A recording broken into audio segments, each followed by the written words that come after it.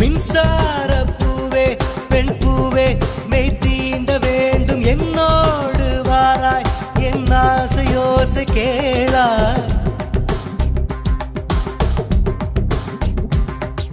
மின்சார பூவே பெண் பூவே மெய் தீண்ட வேண்டும் என்னோடு வாராய் என் ஆசையோசை கேளாய். மாலையில் பொன்மாலினில் நான் துயில் கொள்ள வேண்டும், காலையில் உன் கண்களில் நான் வெயில் காய வேண்டும். சகியே சகியே சகியே என் இசைக்கும் ஆசைக்கும் பூசைக்கும் நீ வேண்டும்.